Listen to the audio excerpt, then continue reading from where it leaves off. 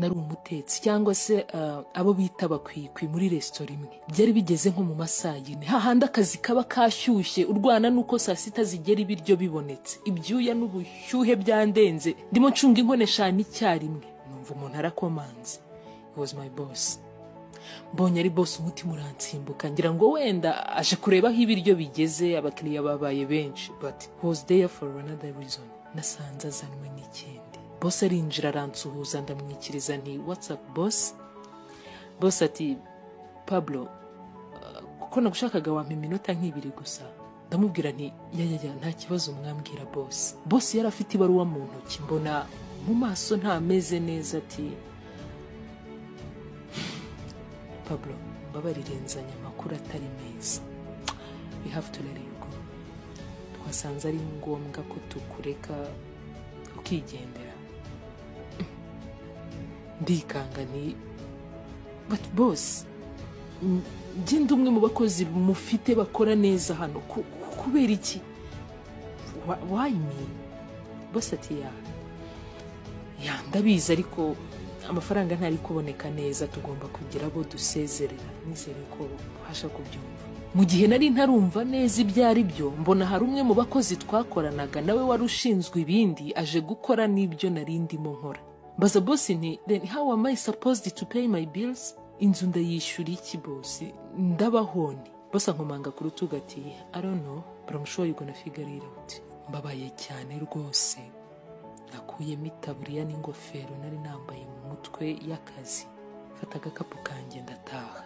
Ngeze mu rugo nasanze girlfriend wanjye, umukobwa dukundana, yicaye muri salon arimo yirira injugu anareba film. Ati kutashye kare noneho uyu munsi habaye ikira. Nanjye nti mubwiye ibyambayeho ntiwabyizera. Umukobwa barikanza ahagarika filime azaga naho nicaye. Ati babe, byagenze bite, habaye iki? Umukobwa ndamubwira nti Shelby, nasezerewe ku kazi, banyirukanye. Umukobwa ati what? Are you serious? Nambwira nti yes, banyirukanye kubw'impamvu zitanturutseho. Umukobwa arongera ati ariko kigenda umva nabyumva, ejo bundi warambwiye ngo ushobora kubona promotion, bashobora kukongeza umushahara, none ngo wirukane. Then what are you gonna do? Urakora iki? Ugiye gukora iki? Urabaho ute? Ndamubwira nti Shelby, nanjye ntabwo mbiza, akakanya sinabona icyo ngusubiza, sinzi ahari wenda gerageza gushaka kandi kazi. Umukobwa ati Pablo, I'm so sorry, sinagumana n'umusore umeze nkawe, mbona utagira icyerekezo. Duhura bwa mbere wambwiye ko ugiye kwikorera, nyuma uti ndumutetse muri restaurant. Urongera nanone uti tuzaba mu nzu nziza, tuzaba mu nzu nini duhagije n'abana na famiye, none we are still living in this dump. Turacyari muri aka kavumo. Baragusezereye ngo ugiye gusaba kandi kazi ko mu gikoni nanone. Ndabona nta future dufitanye Pablo, I'm so sorry. Umukobwa mbwiye gutyo numva noneho aransajije. Ndamubwira nti I'm so sorry Shelby, ubuzima bwanjye ntabwo bwagenze nkuko ari wabupanze, ntabwo bugomba kugendera kuri timetable yawe, okay? Umukobwa ati it's okay. Ubwo reka nanjye nkuvire mu nzira noneho. What? Shelby, ndamuhamagara. Umukobwa aranyihorera. Shelby, please don't go. Shelby, wigenda, ejo byahinduka, mpigihe gito gusa nkwereke ko nshoboye. Umukobwa arimo yambara inkweto ati Pablo, nkeneye umusore uzi gukora, uzi icyo ashaka mu buzima, ndetse ushobora gukurikira inzozi ze, apana ujagaraye nkawe. Ejo nazumva umbwira ko usigaye uvidura wese. Ndashaka umugabo nshobora kwizeraho ahazaza hacu twembe. Ndamusosori, ndabona atari wowe. Umukobwa caho aragenda, kubita icyugi cyane n'uburakari bwinshi, nsigara numva ntazi icyo ntekereza. Mu by'ukuri numvaga ndi lost, nanjye ubwanjye nibuze. Mu gitondo cy'uwo munsi numvaga ntafite n'imbaraga zo kwegura umutwe, ariko cyakoza nabonye izingeza mu kabari. Ndibuka nicaye kuri comptoir mu kabari, serivera mfundurira agacupa arampereza. Numvaga nshaka kugira akantunywa katuma nibagirwaho gati ibibazo nari mfite. Ubwo mpamagaye umutipe nari naragurije uduhumbi 500 ngo yansubize ndebe uko nabaho. Mutipe ndamuhamagara yitwa James, nawe ati what's up man, hey bro, umva hano hari deal ya danje, ngwino ushete tuyarye. Nanjye nti wapi man, I can't be spending money like that. Sinakomeza gutagaguza amafaranga gutyo.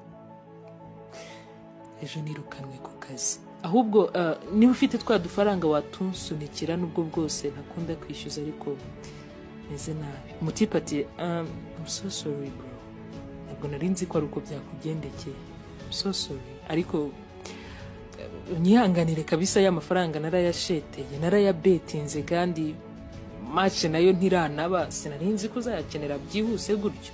Nanjye nti you did what? Ugize ngo iki? Ugatinyuka ukabetinga amafaranga angana atyo? Mutipe ati wowe nyizera wangu, nyizera kabisa ibyo ndimo ndabizi. Narakubye numvaga nawe nta kiza mfitiye ndetse numva biranandakaje. Gusa ibyo byose twavuganaga seriveri wari kuri comptoir aho nari nicaye yarabyumvaga kuko umujama namuhamagaye kuri video call. Ijwi rero ryasohokaga hanze ku buryo unyegereye abasha kumva ibyo turimo tuganira. Seriveri aranyegera ati doing alright? Meze neza? Nanjye ntiwapi nta kigenda man. Inkuta zari zinkingirije zose ndabona ziri guhira imiri icyarimwe. The first one nirukanwe ku kazi. Girlfriend wanjye nawe turarangizanya. Ejo yarankatiye. Mujama nawe nari nizeyeho udufaranga ko yatujyanye mu kiryabarezi ngo yabetinze. Mbese naho mpagaze ubu kabisa. Sinzi aho kwerekeza. Seriveri ati ouch, ihangane nta kibaho kidafite impamvu, yaba ikiza cyangwa se ikibi. Ndamubaza ntise ushatse kuvuga iki? Nshatse kuvuga ko ngomba kwishimira iki gihombo cyose ndi guhura nacyo. Seriveri yambajije ibibazo bibiri byanchallenginze cyane kuko numva bitumye nongera gutekereza kabiri. Seriveri yagize ati let me ask you, this job you lost, reka nkubaze gato, aka kazi ubuze kahoze ari zo nzozi zawe? Nicyo kintu koko wahoraga wifuza gukora? Nanjye nti wapi, imyaka mike ishize nahoraga ndota kwibona mfite restaurant yanjye. Seriveri arongera ati this girl you were dating, you absolutely certain that she was the one for you? Uyu mukobwa mwari muri kumwe, are you sure ko koko ari we wari ugukwiriye, ari we washakaga ko mumarana ubuzima bwose usigaje ku isi? Nanjye nti well, ukuntu nsize mu bibazo byatumye nibaza byinshi, ahari wenda koko si we wanjye. Seriveri arongera ati hanyuma se ibyo 500 ntiwabaho utabifite? Ndamubwira nti humura sinicwa n'inzara niba ari byo ushaka kuvuga, niba ari cyo utekereza. Seriveri ati none se ubabajwe n'iki? Bro, Imana ikinga umuryango kubw'impamvu ndetse hari umunsi uzayishimira kubwo kuwufunga. Anyway, this one is on me. Factory yawe y'uyu munsi uyindekere ndayishyura. And see now your day is turning around already. Urabona ko ahubwo umunsi wawe nawo tangiye kuba mwiza. Maze gushyiramo kamwe navuye aho njya guhura n'umutipe wari ufite umuryango ari gukodesha ahantu mu mujyi. Nabonaga aho hantu nshobora kuba nahashyira restaurant yanjye. Umujama boss nyiri umuryango turahura ati you must be Pablo, right? Niwe Pablo niba ntibeshye. Nanjye nti yes I'm the one. Ningewe. Umukiriya arambaza ati amafaranga urayazanye? Nanjye nti no, narinje gusa ngo tubanze tunegosiye. Boss ati it's clear, uyu muryango ni miliyoni 7 ku kwezi kandi nutinda barahatwara kuko abahashaka bo ni benshi. Mubwiye ko mfite miliyoni 1 gusa araseka ati look, nta mwanya munini mfite, uzampamagare wabonye amafaranga yose. Arigendera koko nta kindi yansubije. Nasigaye aho ndira mu mutwe numva amajwi menshi arimo anseka ati dreaming about having your own restaurant. None uracyarota kugira restaurant yawe? Nari mbabaye hahandi ubona buri kimwe cyose ushaka gufata kiguhunga. Mu gihe ngihagaze aho numva nshobewe byanyobeye, mbona James yanshuti yanjye nari naragurije amafaranga. Nsanga aho nihebye, mweretse uwo muryango narotaga gukoreramo n'iby'inzozi zanjye zo gufungura restaurant yanjye ku giti cyanjye. Aranseka ndetse cyane, sinumvaga ikintu kiri kumusetsa aho ngaho. Mbona nawe ari kunkina ku mubyimba. Ngiye kumusezera, ngiye kwigendera, arankurura ati my friend, uri boss uyu munsi, uri umukire, just smile, mwenyura bungubu byakunze. Natsindiye miliyoni 25 bro. Ya bet nakubwiye yari byaciyemo. Wampaye 500, right? But now ngiye kuguha miliyoni 5. Reka ngushimire. Utipa mereza miliyoni 5 kuko zifunze hamwe.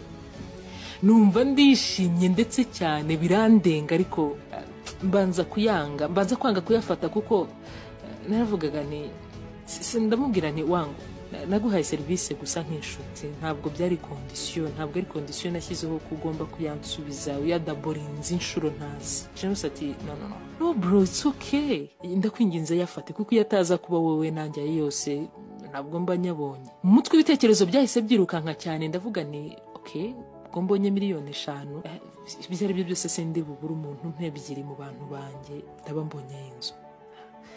Ariko sa y'ibikoresho, guhemba abakozi biracyansaba menshi. James ati what? Mubwira ibyo natekerezaga, mubwira umuryango uko wishyurwa, mubwira ko naba ngikeneye ibindi bikoresho ndetse nayo gutangirana nk'igishoro, nishyura abakozi ndetse nanagura materiyeri nkeneye. James atoke reka nkongera izindi 5. Ndamubwira nti no ayo sinayafata, ndakwinginze mbabarira, narakugurije yes ariko sinjye wakinnye James, niwe wayakoreye. James amfata ku rutugu ati Pablo, ndayakugurije, business nicamo uzanyishyura ntari. Yafate ndabizi, ndakwizeye uri umukozi mwiza kandi vuba cyane uzayunguka. I trust you. For the first time in my life I cried so deeply. Nibwo bwa mbere nari ndize bikomeye amarira y'umunezero. Sinari mfite naho mpera nshimira James kuko natangiye business, ibintu byo guteka n'imikorere ya restaurant nari mbimenyereye. Nagize abakiriya koko. Inguzanyo ya James mu mezi 4 gusa amafaranga miliyoni 5 nari nzimusubije. Ndetse si nibyo gusa, restaurant yanjye yari isigaye ivugwa mu bitangazamakuru. Inzozi ndazikabya koko, kugeza ubwo boss wa ya restaurant nakoragamo hahandi banyirukanye yashatse kungarura ankubiye 3 umushahara. Ndamwangira, ndamuhakanira. Sharbi nawe wa mukobwa wanyanze kuko nkennye wankatiye banyirukanye ku kazi ashaka kugaruka nanone, ariko it was too late for her. It was too late already. Yagarutse akerewe kuko yanyandikiye mfite ubukwe mu mezi 2, kandi uretse n'ibyo ntibyari bukunde ko dusubirana kuko nari maze kubona ko atari njya kunza ahubwo akunza amafaranga. Silveri wo muri kakabari kakandi nanywereyemo umunsi wa mbere banyirukanye ku kazi yanyandikiye aka message ari mandeba kuri televiziyo. Urabizi mu tubari haba harimo ama televiziyo, andeba mbwira ko ari kundeba ndi gutanga interview nk'umwe mu bakire bakoze business gakunda mu gihe gito cyane. Koko nasanze ibyo yambwiye ari ukuri. Sometimes God always closes a door for a reason. Iteka haba hari impamvu yo kwifunga ku muryango. Ibi binyibukije indi nkuru nshobora kuba narababwiyeho ya Brian Acton, software engineer, wasabye akazi muri Facebook mu 2005 bakakamwima. Muri Facebook baramwangira rwose, baramurejecting. Muri uwo mwaka n'ubundi agakora urubuga rwa WhatsApp.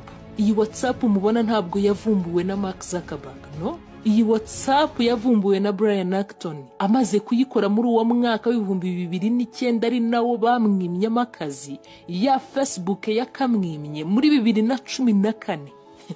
Iza imugurira ya WhatsApp imwinginga imupfukamiye kuri biliyoni 19 z'amadolari y'Amerika. See, God never shuts one door without opening another.